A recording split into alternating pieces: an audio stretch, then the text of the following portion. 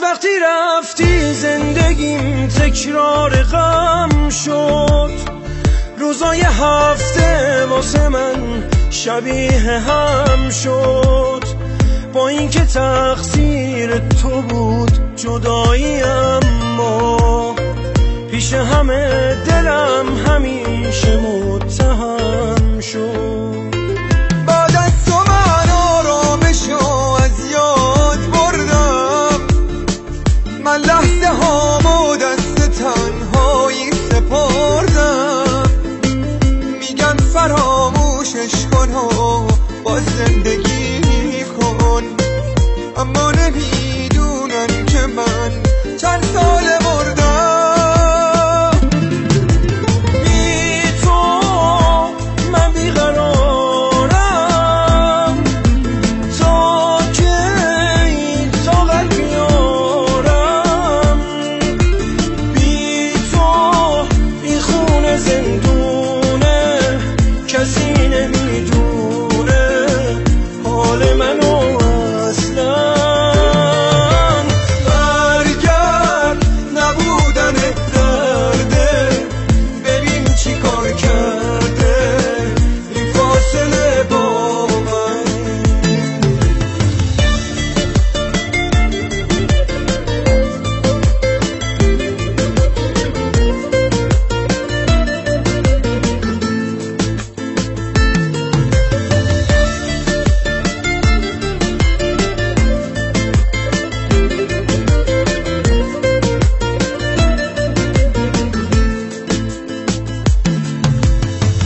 تکرار مرگ زندگیم بی تو همیشه مثل یه کابوس که داره تعبیر میشه. شدم مثل دیوونه‌ای تنها تر از غم، که پا به پای خاطراتت پیر میشه.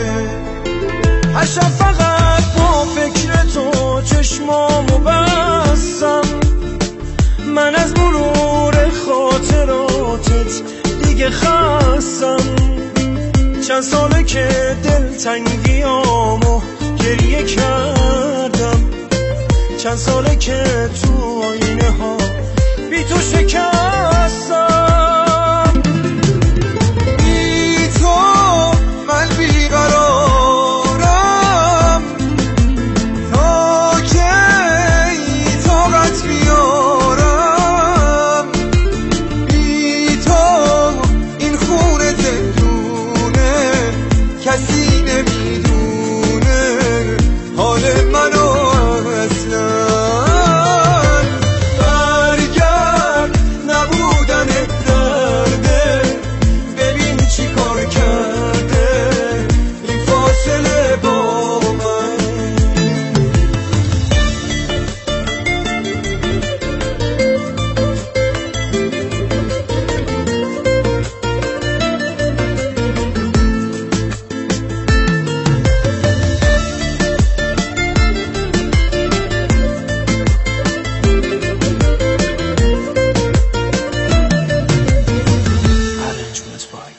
مهدی بابایی.